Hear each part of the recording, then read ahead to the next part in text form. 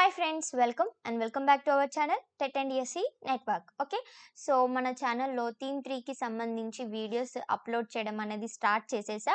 So first video అనేది upload చేసా. In case మీరు ఆ వీడియో చూడకపోతే ఖచ్చితంగా మన ఛానల్ విజిట్ చేసి ప్రీవియస్ వీడియో అనేది చూడండి. ఓకే, సో ఈ వీడియోలో వచ్చేసి 6th క్లాస్లో ఉన్న థీమ్ 3కి సంబంధించి second lesson emergence of kingdoms and republics.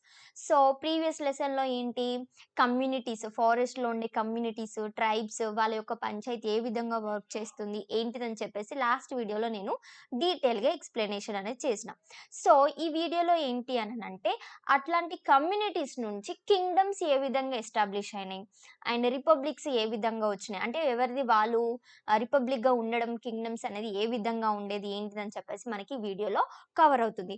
And వాటి గురించి మహాజనపదాస్ ఎన్ని ఉన్నాయి, వాటి యొక్క క్యాపిటల్స్ ఏంటి, వాటి యొక్క లొకేషన్స్, ఏ మహాజనపద యొక్క లొకేషన్ ఎక్కడ వస్తుంది ఏంటని చెప్పేసి ఈ వీడియోలో క్లియర్గా ఎక్స్ప్లెనేషన్ అనేది చేస్తా.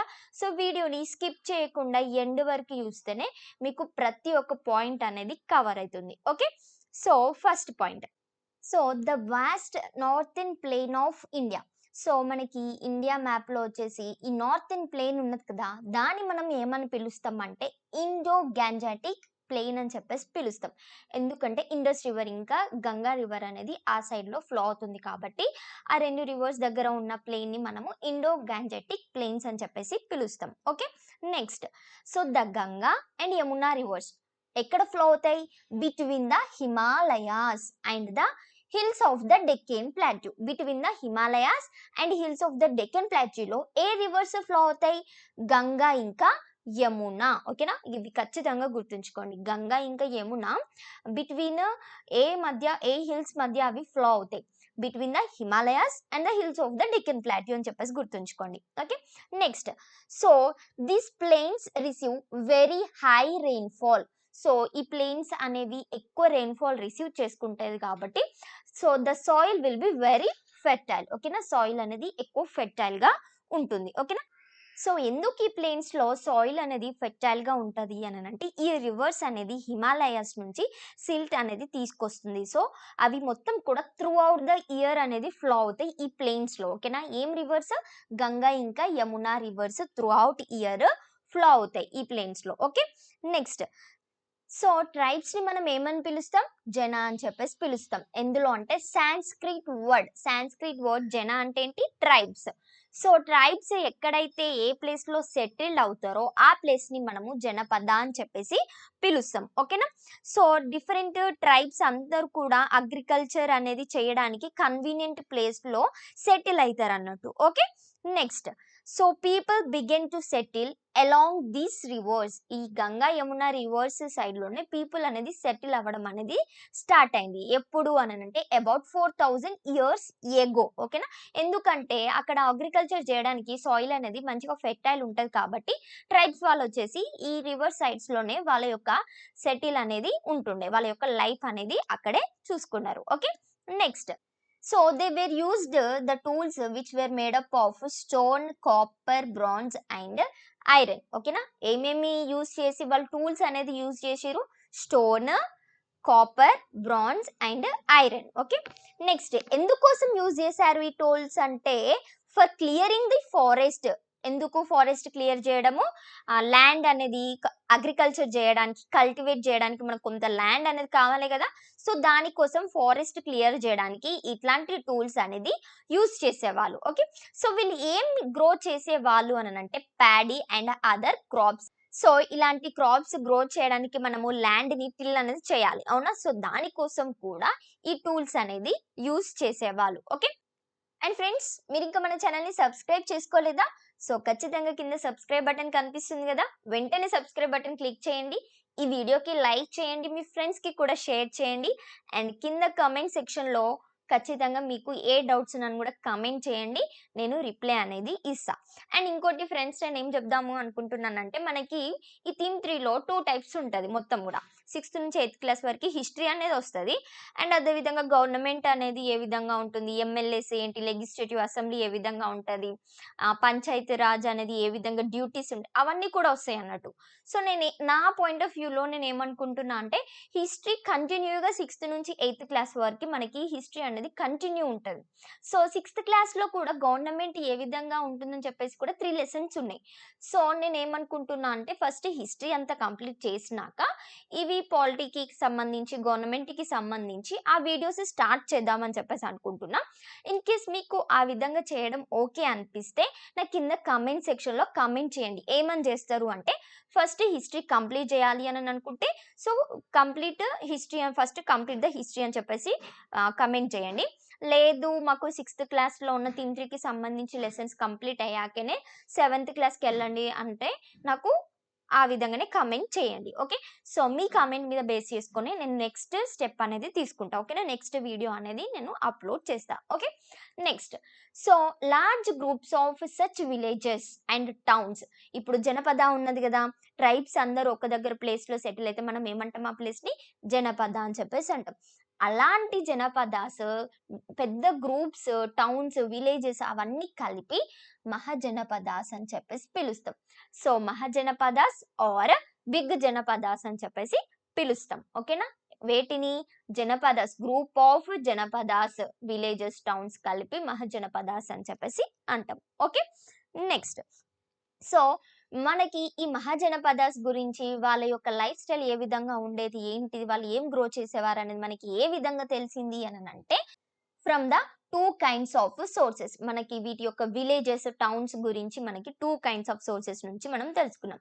ఫస్ట్ వన్ ఏంటిదంటే ఫ్రమ్ ఆర్కియాలజికల్ ఎక్స్‌కావేషన్స్. డిఫరెంట్ ప్లేసెస్‌లో ఆర్కియాలజికల్ వాళ్ళు ఎక్స్‌కావేషన్స్ అనేది చేస్తా ఉంటారు గదా! సో, తవ్వకాలలో మనకేమైనా దొరికితే వాటి నుంచి స్టడీ అనేది చేసినాం. నెక్స్ట్ ఏంటిదంటే from the books composed during the period. So, ఈ జనపదాస్ పీరియడ్‌లో ఆ విలేజెస్‌లో ఎవరైనా బుక్స్ కంపోజ్ చేస్తే, ఆ బుక్స్ మనకి దొరికినప్పుడు వాటి గురించి మనము వాళ్ళ యొక్క లైఫ్ స్టైల్ ఏ విధంగా ఉండేటిదని చెప్పేసి కూడా మనము తెలుసుకున్నాం. ఓకే. సో, మనకి బుక్స్ అంటే ఏమొస్తాయంటే లైక్ వేదిక్ ట్రెడిషన్స్ గాని, బుద్ధిస్ట్ గాని, జైన్ మోంక్స్ యొక్క ఫాలోవర్స్ ఉంటారు గదా! సో, వాళ్ళంతా కూడా ఇలాంటి పీరియడ్‌లోనే ఎక్కువగా ఉండేవాళ్ళు. ఓకేనా. సో, ఈ బుక్స్ అనేటివి మొత్తం గూడా రిలీజియస్ బుక్స్ అని అయినప్పటికీ, ఆ విలేజ్‌లో, టౌన్‌లో ఉన్న పీపుల్స్ గురించి, ఆ టైంలో రూల్ చేసిన కింగ్స్ గురించి కూడా ఆ బుక్స్‌లో కొంత మ్యాటర్ అనేది ఇచ్చేవాళ్ళు. ఓకే. సో, కొన్ని బుక్స్ డిఫరెంట్ కంట్రీస్ నుంచి వచ్చిన వాళ్ళు కూడా రాసిర్రు. మనకి టెక్స్ట్ బుక్‌లో ఒక కంట్రీ నేమ్ అనేది మెన్షన్ చేషిర్రు. అదేంటిదంటే గ్రీస్. ఓకేనా. గ్రీస్ నుంచి వచ్చిన వాళ్ళు కొంతమంది కూడా ఇట్లాంటి వాటి మీద బుక్స్ కూడా రాసారు. ఓకే. సో, మనకి కొన్ని important archaeological sites of the Mahajanapadas ఏంటిదని చెప్పేసి చూద్దాం. ఓకే. ఫస్ట్ ఢిల్లీ, అత్రంజీకేర్, కౌసంబి, పాట్నా, అయోధ్య, రాజ్‌గిర్. ఓకేనా. సో, ఇవన్నీ కూడా మహాజనపదాస్ యొక్క ఆర్కియాలజికల్ సైట్స్. ఏంటి? ఢిల్లీ, అత్రంజీకే, కౌసంబి అంటే near Allahabad and Patna, Ayodhya, Rajgir. So, ఇవి ఖచ్చితంగా మీరు గుర్తుంచుకోండి. Okay. Next some important books which were written during this period. ఓకేనా. సో, ఈ పీరియడ్‌లో రాసిన కొన్ని ఇంపార్టెంట్ బుక్స్ ఏంటి అని చెప్పేసి చూద్దాం. ఉపనిషదస్, Dharmashastras, Dighanikayas, Majjhima Nikaya, Herodotus, history and Strabo. So, ఇవన్నీ కూడా బుక్స్ ఈ పీరియడ్‌లో రాసినాయి. ఓకే. అంటే జనపదాస్ పీరియడ్‌లో. Okay. Next. So, agriculture was managed by the land owners. వాళ్ళని ఏమని పిలుస్తాం? గృహపతిస్ లేదా గహపతిస్ అని చెప్పేసి పిలుస్తాం. ఎవరైతే అగ్రికల్చర్ ల్యాండ్ ఓనర్స్ ఉంటారో వాళ్ళని. ఓకే. నెక్స్ట్. సో, వీళ్ళొచ్చేసి కొంతమంది ఎంప్లాయీస్‌ని గూడా పెట్టుకుంటారు. వాళ్ళని దాసాస్ ఆర్ స్లేవ్స్ అని చెప్పేసి అంటాము. వర్కర్స్ ఏమో వృతకాస్ అని చెప్పేసి అంటాం. వృతకాస్ అంటే ఎవరు? వర్కర్స్. ఓకేనా. దాసాస్, స్లేవ్స్ అంటేనేమో కొంతమంది ఎంప్లాయీస్‌గా వాళ్ళకి సేవలు చేయడానికి ఉంటారు గదా! వాళ్ళన్నట్టు. ఎవరైతే వర్క్ చేసి వేజెస్ తీసుకుంటారో వాళ్ళని వృతకాస్ అని చెప్పేసి అంటాం. Okay. Next. So, in most villages, there were craft persons like blacksmith, potters, carpenters and weavers. ఇట్లాంటి ఒక క్రాఫ్ట్ పర్సన్స్ కూడా డిఫరెంట్ విలేజెస్‌లో కూడా మనము అబ్జర్వ్ చేయొచ్చు. సో, విలేజ్ హెడ్‌మ్యాన్స్ ఉంటారు గదా! సో, వాళ్ళు ఏ విధంగా ఉండేవాళ్ళు అనంటే ఎవరికైతే ల్యాండ్ అనేది ఎక్కువగా ఉంటుందో వాళ్ళే విలేజ్ హెడ్‌మ్యాన్‌గా ఉండేవాళ్ళు. సో, వీళ్ళొచ్చేసి విలేజెస్‌కి లీడర్స్‌గా ఉండేవాళ్ళు. అండ్ కొన్నిసార్లు అయితే కింగ్స్ ఈ విలేజ్ హెడ్‌మ్యాన్స్ నుంచి వేరే పీపుల్స్ దగ్గర ట్యాక్స్ కలెక్ట్ చేయడానికి కూడా యూజ్ చేసేవాళ్ళు. అండ్ కొన్నిసార్లు అయితే ఈ హెడ్‌మ్యాన్స్ జడ్జెస్ లాగా గానీ అండ్ పోలీస్ మ్యాన్‌గా అంటే లా అండ్ ఆర్డర్ అనేది మెయింటైన్ చేసే విధంగా కూడా వీళ్ళది యాక్ట్ అనేది ఉంటుండే. ఓకే. నెక్స్ట్ సో గృహపతీస్ కొంతమంది గ్రెయిన్స్ ఇచ్చేసి వాళ్ళకి ఏమైతే ప్రొడక్ట్స్ కావాలో ఆ క్రాఫ్ట్ పర్సన్స్ నుంచి ఈ గ్రెయిన్స్ ఇచ్చి ఆ ప్రొడక్ట్స్ అనేవి తీసుకునేవాళ్ళు. ఓకే. నెక్స్ట్ సో కొంతమంది క్రాఫ్ట్ పర్సన్స్ అసలు ఏం చేసేవాళ్ళు అని చెప్పేసి చూద్దాం. సో నార్మల్‌గా ఇప్పుడున్న వరల్డ్‌లో గూడా మనకి ఏంటి క్రాఫ్ట్ పర్సన్స్ అనేది ఉంటారు గదా! సో బట్టలు నేసేవాళ్ళు గానీ, కుండలు తయారు చేసేవాళ్ళు గానీ, ఇట్లాంటి వాళ్ళందరూ కూడా ఇప్పుడు గూడా ఉన్న వరల్డ్‌లోనే ఉన్నారు. మనలాగానే అప్పుడు కూడా ఉన్నారు. ఓకే. సో కొంతమంది క్రాఫ్ట్ పర్సన్స్ సిటీస్‌లో ఏమేమి చేసేవాళ్ళు, వాళ్ళ యొక్క వర్క్ ఏంటి అని చెప్పేసి చూద్దాం. So they made beautiful and fine pots. Potters వచ్చేసి చాలా ఫైన్ అండ్ బ్యూటిఫుల్ పాట్స్ అనేది చేసేవాళ్ళు.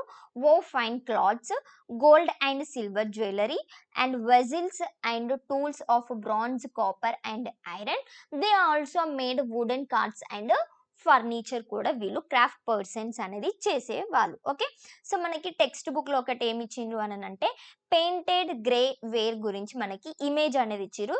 సో దాని గురించి కూడా మనము చూడాలి. సో ఇదేంటిది అనంటే plates and bowls are the most common vessels made out of painted grey ware. ఓకేనా. ఏమేమి చేసేవాళ్ళు ప్లేట్స్ ఇంకా బౌల్స్ దేనితోటి పెయింటెడ్ గ్రే వేర్ తోటి చేసేవాళ్ళు. So these are extremely fine to touch. So ఇవేంటి అంటే మనం ముట్టుకోవడానికి చాలా ఫైన్‌గా ఉంటాయి. సో ఇవి మనకి ఏ టైంలో దొరికినాయి అనంటే మహాజనపదస్ టైంలో మనకి ఇవి దొరుకుతాయి. ఓకే. నెక్స్ట్ ట్రేడర్స్ వచ్చేసి ఏ విధంగా ఉండేవాళ్ళు అనంటే ట్రేడర్స్ అంతా కూడా ఈ విలేజెస్‌కి వచ్చేసి వాళ్ళ యొక్క ప్రొడ్యూస్‌ని వాళ్ళు పర్చేస్ చేసి ఎక్కడైతే వాళ్ళకి ఎక్కువ ప్రాఫిట్ వస్తదో అట్లాంటి ప్లేసెస్‌లో, అట్లాంటి లైన్స్‌లో వాళ్ళు సేల్ చేసేవాళ్ళు. ఓకేనా. సో క్రాఫ్ట్ పర్సన్స్ నుంచి ఇంకా గృహపతిస్ నుంచి కూడా వాళ్ళ యొక్క ప్రొడ్యూస్‌ని వీళ్ళు పర్చేస్ చేసేవాళ్ళు. నెక్స్ట్ సో వీళ్ళు వాళ్ళ యొక్క ల్యాండ్‌లో ఏవైతే స్పెషల్ ఆర్టికల్స్ ఉంటాయో, ఆ స్పెషల్ ఆర్టికల్స్‌ని కూడా తీసుకొచ్చి ఈ మహాజనపదాస్‌లో కూడా సోల్డ్ చేసేవాళ్ళు. Okay. Next kings army and taxes. Kings ఏ విధంగా ఉండేవాళ్ళు, వాళ్ళ యొక్క ఆర్మీ ఏంటి, వాళ్ళు ఏ విధంగా టాక్సెస్ అనేది కలెక్ట్ చేసేవాళ్ళు అని చెప్పేసి చూద్దాం. So first point most of the mahajanapadas were ruled by the kings. Mahajanapadas ఎక్కువగా ఎవరు రూల్ చేసేవారు కింగ్స్. ఓకేనా. So they will have their own army to ensure the people followed they orders and no other king attacked their kingdom. ఓకేనా. వాళ్ళకి own army అనేది ఉంటుంది Kings కి. Okay. So kings వచ్చేసి ఎక్కువగా క్యాపిటల్ సిటీస్ లోనే ఉండేవాళ్ళు. వాళ్ళ యొక్క బిల్డింగ్ వచ్చేసి ఏంటిదంటే వుడ్, స్టోన్ బ్రిక్స్ ఇంకా మడ్ తోటి చాలా పెద్దగా బిల్డింగ్ అనేది చేసేవాళ్ళు. ఓకేనా. సో మనము లాస్ట్ లెసన్‌లో చూసుకుంటే ఏంటి గోండి యొక్క పట్ల ఏ విధంగా నడుచుకుంటాడు ఏంటి అని చెప్పేసి కూడా మనము డీటెయిల్‌గా చూసినాం. అవునా? సో ఔట్‌సైడర్స్ ఎవరైనా విలేజ్‌కి ఎంటర్ అయితే కూడా వాళ్ళని ఎదిరించడానికి కూడా గోండ్ పట్ల అనేది ఉంటుంది. సేమ్ అదే విధంగా మహాజనపదస్‌లో వేరే ఎవరైనా కింగ్డమ్ వస్తే కింగ్స్ యొక్క ఆర్మీ అనేది అటాక్ చేయడానికి రెడీగా ఉంటుంది. ఓకేనా? అండ్ నెక్స్ట్ మనకి టెక్స్ట్ బుక్‌లో సంచి స్తూప గురించి ఒక ఇమేజ్ అనేది ఇచ్చిండ్రు. సో ఈ స్తూప వచ్చేసి 2000 ఇయర్స్ ఎగో స్తూప. సో ఈ స్తూపాలో ఏమని ఉంటది అనంటే సో ఒక కింగ్ వచ్చేసి ఫోర్ట్ నుంచి బయటికి టౌన్ యొక్క ఫోర్ట్ నుంచి బయటికి వస్తున్నట్టుగా రైడింగ్ చేసుకునేటట్టుగా ఉంటుంది ఆ సంచి స్తూప యొక్క panel. Okay. Next so kings వచ్చేసి taxes they will collect from the people. Craft persons కానీ గృహపతిస్ కానీ ప్రతి ఒక్కరి దగ్గర నుంచి కింగ్స్ అనేది ట్యాక్స్ కలెక్ట్ చేస్తారు. So they had officers who would collect taxes from the grihapatis and the craft persons and the traders. Okay na. So there will be a special officers to collect the tax. Okay. Next so ఎక్కువ మంది Kings they wanted to be more powerful and wealthy. So దీనికోసం వాళ్ళు 2 ways గా చూసేవాళ్ళు. First one by increasing the taxes imposed on the people. Taxes impose చేసి వాళ్ళు వెల్తీగా అవ్వడం, so పవర్ఫుల్గా అవ్వడం కోసము బై కాన్కరింగ్ నేబరింగ్ కింగ్డమ్స్. ఓకేనా. పవర్ఫుల్గా అవ్వడం కోసం బై కాన్కరింగ్ నేబరింగ్ కింగ్డమ్స్ చేసి వాళ్ళు పవర్ఫుల్ అయ్యేవాళ్ళు. ఓకే. సో వీళ్ళు ట్యాక్సెస్ అనేది ఏ విధంగా కలెక్ట్ చేసేవాళ్ళు, ఒక్కొక్క క్రాఫ్ట్ పర్సన్ నుంచి కానీ ట్రేడర్స్ నుంచి కానీ ఏ విధంగా కలెక్ట్ చేసేవాళ్ళు అని చెప్పేసి చూద్దాం. So tax from grihapatis. So grihapatis అంటే ఏంటిది, వాళ్ళు ల్యాండ్ అనేది కల్టివేట్ చేస్తారు కదా, సో వాళ్ళని మనం గృహపతిస్ అని చెప్పేసి అంటాం. So kings began to collect regular taxes from the grihapatis who cultivate the land. ఓకేనా, గృహపతిస్ అంటే ఎవరైతే ల్యాండ్ కల్టివేట్ చేస్తారో వాళ్ళు. సో వీళ్ళ యొక్క ల్యాండ్ ని they had to divide their crops into 6 equal parts గా డివైడ్ చేయాలి. From that they have to give 1 part to the king. ఓకేనా, they have to give 1 part to the king. So ఆ part ని ఏమంటాము అంటే భాగా అని చెప్పేసి పిలుస్తాం. Okay, next tax from craft persons. So craft persons నుంచి ట్యాక్స్ అనేది ఏ విధంగా కలెక్ట్ చేస్తాము అని అంటే often by working free of charge for the king for 1 day every month 1 day king కి చార్జెస్ లేకుండా వర్క్ చేయాలి. ఎవరు? క్రాఫ్ట్ పర్సన్స్ యొక్క ట్యాక్స్ అది. Okay, next tax from headers of cattle and sheep. So cattle rearing చేసే వాళ్ళు, sheep rearing చేసే వాళ్ళ యొక్క ట్యాక్స్ కలెక్షన్ ఏ విధంగా ఉంటుంది. So they have to give the animal produce to the king in the form of a tax. ఓకేనా, king కి ఏమి ఇవ్వాలి? యానిమల్స్ నుంచి వచ్చే ప్రొడ్యూస్ అంతా కూడా కింగ్ కి ఇచ్చేయాలి ట్యాక్స్ రూపంలో.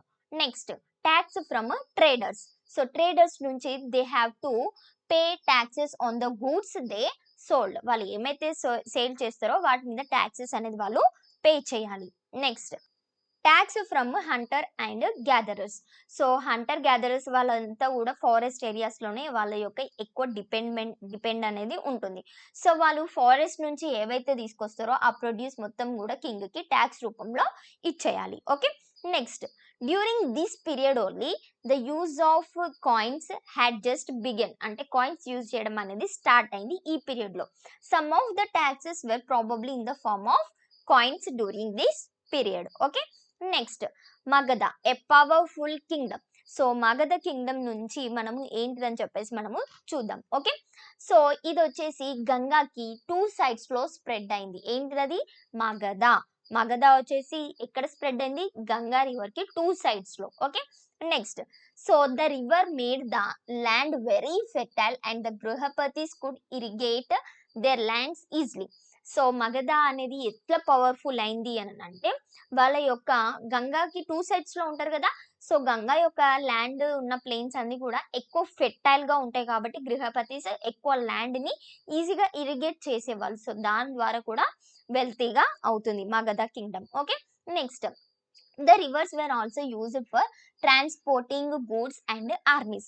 Next, in the southern part of the Magadha there were iron ore deposits. ekkada undeti?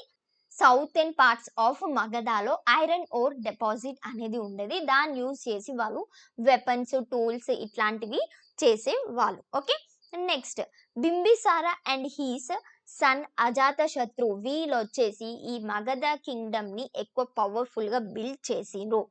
And one of the most powerful ruler in the Magadha ఎవరు అంటే మహాపద్మనంద. సో మగధ కింగ్డమ్ లో ఎవరెవరు పవర్ఫుల్ కింగ్స్?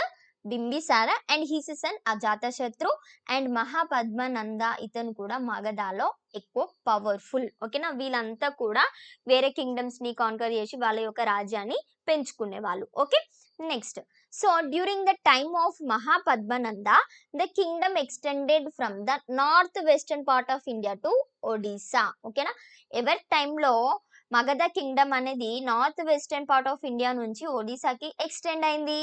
మహాపద్మనంద టైంలో. ఈ విధంగా మనము గుర్తుంచుకోవాలి. ఓకే, సో అప్పట్లో ఏంటి అంటే మహాజనపదాస్ అన్ని కూడా కింగ్స్ అనేది రూల్ చేసేవాళ్ళు కాదు. కొన్ని దాంట్లో అయితే మనము గోండ్ హెడ్ మ్యాన్స్ అనేది ఏ విధంగా ఉండేది, ఆర్డినరీ పీపుల్ ఏ విధంగా ఉండేవాళ్ళు, వాళ్ళ ఫెస్టివల్స్ రిచువల్స్ ఏ విధంగా వేసుకునే వాళ్ళు ప్రీవియస్ లెసన్ లో చూసాం కదా. సో ఆ విధంగా కూడా ఆ టైంలో మహాజనపదాస్ అనేటి ఉంటుండే. సో నెక్స్ట్ ఏంటిదంటే వాజీ ఏ గానా. ఓకేనా, సో ఇది వచ్చేసి ఏ విధంగా ఉండేదని చెప్పేసి చూద్దాం. So the Vajji mahajanapada was to the north of Magadha. North of మగధకి ఏముంటది? వాజీ మహాజనపద అనేది ఉంటది. So it had a gana form of government. ఈ వాజీ మహాజనపదలో గవర్నమెంట్ అనేది ఏ విధంగా ఉంటది? గానా ఫార్మ్ ఆఫ్ గవర్నమెంట్ అని ఉంటది. సో ఇదంటే ఏ విధంగా అంటే it is ruled by group of rulers instead of a single. ఇప్పుడు మగధ ఏంటి సింగిల్ కింగ్ అనేది రూల్ చేస్తారు కదా. సో ఈ వాజీలో ఏంటి అని అంటే గ్రూప్ ఆఫ్ లీడర్స్ అనేది రూల్ చేస్తారు. సో ప్రతి ఒక్క లీడర్ ని రాజా అని చెప్పేసి పిలుస్తారు. సో కామన్ గా ఒక్కొక్కసారి చూసుకుంటే థౌజండ్స్ ఆఫ్ మెంబర్స్ మెన్స్ అనేది కూడా రూల్ చేసే విధంగా ఉంటుంది టుగెదర్ గా. Okay, next Ghana was ruled by a group of rulers instead of a single ruler. Okay. Next. So Buddha and Mahavira were also belongs to Ghana and became famous teachers respected in all Mahajanapadas. Okay na? ఎవరెవరు బుద్ధ ఇంకా మహావీర కూడా were also belongs to this type of గానా. Okay. So Buddha ఇంకా మహావీర గురించి కూడా నేను video అనేది చేసా.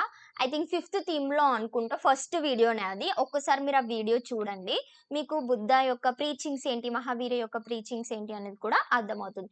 సో బుద్ధుడిది ఏంటి, బుద్ధుని యొక్క టీచింగ్స్ తోటి వచ్చిందే ఏంటి, బుద్ధిజం.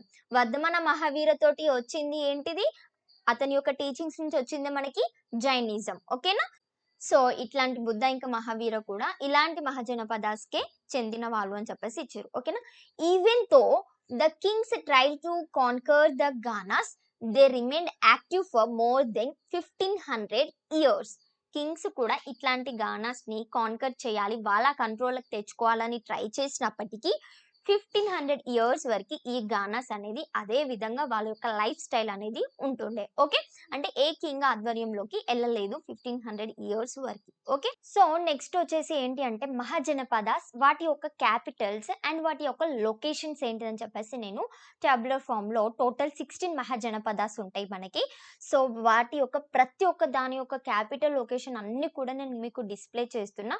సో మీరు ఏం చేస్తారంటే వీడియోని ఇక్కడ పాజ్ చేసుకొని ఇవన్నీ నోట్ చేసుకోండి. సేమ్ ఇదే విధంగా ట్యాబులర్ ఫామ్లో నోట్ చేసుకోండి. ఓకే. నోట్ చేసుకొని అండ్ వీటికి ఏదైనా మీ ఓన్ కోడ్ లాంగ్వేజ్లో పెట్టుకొని మీరు గుర్తు చేసుకోవడానికి ట్రై చేయండి. సో మెయిన్గా ఇది వచ్చేసి పేపర్ 2 వాళ్ళకి మేబీ అడగడానికి ఛాన్సెస్ ఉంటుంది, లైక్ మ్యాచ్ ద ఫాలోయింగ్ కానీ ఇన్కరెక్ట్, వాట్ ఈస్ కరెక్ట్ అని చెప్పేసి. పేపర్ 1 వాళ్ళకి మాత్రం ఇప్పటివరకు అయితే వీటి గురించి ఏ క్వశ్చన్ అయితే రాలేదు టెట్లో కానీ డిఎస్సిలో కానీ. ఇన్ కేస్ ముందు ముందు ఏదైనా వస్తే చెప్పలేము. సో మనకి టెక్స్ట్ బుక్లో ఏంటిది వాజీ ఇంకా మగధ ఇచ్చారు కదా. సో వాటి గురించి కొన్నిటి గురించి మాత్రము మీరు ఎక్కువగా ఫోకస్ చేయండి. వాజీ యొక్క క్యాపిటల్ ఏంటిది, వైశాలి. ఇది వచ్చేసి గంగా రివర్కి నార్త్ సైడ్లో సిచ్యువేట్ అవుతుంది. ఎక్కడ అంటే బీహార్లో. ఓకే. సో మగధ యొక్క క్యాపిటల్ అయితే ఖచ్చితంగా గుర్తుంచుకోండి. ఫస్ట్ ఎర్లియర్లో ఏమో రాజగృహ అని ఉంటుంది, తర్వాత పాటలిపుత్ర. సో ఇది ఎక్కడ లొకేట్ అయింది, it covered the modern districts of Patna, Gaya and parts of the Shahabad. ఓకేనా. సో ఇట్లాంటి ఇంపార్టెంట్వి కొన్ని గుర్తుంచుకోండి. నెక్స్ట్ ఇందులో వచ్చేసి మత్స్య, అవంతి ఇట్లాంటి వాటి యొక్క మహాజనపదస్ యొక్క క్యాపిటల్స్ అండ్ లొకేషన్స్ అనేది గుర్తుంచుకోండి. ఓకే. నెక్స్ట్ అస్మాక యొక్క క్యాపిటల్ వచ్చేసి పోతన. ఇది ఎక్కడ సిచ్యువేట్ అయింది అంటే it is situated in the southern part of India between the reverse Narmada and Godavari. ఏంటిది, అస్మాక. సో ఈ విధంగా కొన్ని ఇంపార్టెంట్ మనకి ఎక్కువగా విన్నవి మహాజనపదాస్ యొక్క నేమ్స్ గుర్తుంటాయి కదా. సో వాటి గురించి పేపర్ 1 వాళ్ళు ఎక్కువ గుర్తుంచుకోవడానికి ట్రై చేయండి. పేపర్ 2 వాళ్ళు ఈ టేబుల్స్ మొత్తం 16 మహాజనపదాస్ మీ ఓన్గా కోడ్స్ పెట్టుకొని గుర్తొచ్చే విధంగా ట్రై చేయండి. ఓకేనా. సో వీటన్నిటికీ నేను కోడ్స్ అనేది తయారు చేయలేను. ఇన్ కేస్ మీకు ఎవరికైనా తెలిస్తే దీని యొక్క నెంబరింగ్ ఇచ్చేసి కమెంట్ సెక్షన్లో కమెంట్ చేయండి. మీరు ఇప్పుడు నార్మల్గా ఇది ఉంది, అంగా ఉంది. సో దీనికి వచ్చేసి capital Champa, modern districts of Monghyr and Bhagalpur in Bihar. ఓకేనా. సో ఈ విధంగా ఇది వచ్చేసి నెంబర్ 1 కదా. సో నెంబర్ 1కి మీరు ఏదైనా కోడ్ క్రియేట్ చేస్తే కమెంట్ సెక్షన్లో మహాజనపద 1 అని పెట్టేసి దానికి ఒక కోడ్ అనేది మీరు కమెంట్ సెక్షన్లో కమెంట్ చేయండి. ఇంకా వేరే వాళ్ళకు కూడా యూజ్ అవుతుంది. ఓకే. సో ఈ విధంగా వీటికి మీ ఓన్ కోడ్స్ చేసి నాకు కింద కమెంట్ సెక్షన్లో కామెంట్ చేయడం మాత్రం మర్చిపోకండి. Okay. And friends next lesson వచ్చేసి ఏంటి అని అంటే first emperors. So first emperors ఏ విధంగా ఉండేది ఏంటిది అని చెప్పేసి చూద్దాం. ఓకేనా. సో ఫ్రెండ్స్ మన ఛానల్లో వీడియో పెట్టిన వెంటనే మీ వరకు రావాలి, మీరు ఖచ్చితంగా మన ఛానల్లో పెట్టిన వెంటనే వీడియో చూడాలి అని అంటే మరి మీరు ఏం చేయాలి, మన ఛానల్ని సబ్స్క్రైబ్ చేసుకోవడం మాత్రం మర్చిపోకండి. Okay. So friends don't forget to like, share, comment and subscribe our channel. Thanks for watching. See you in the next video.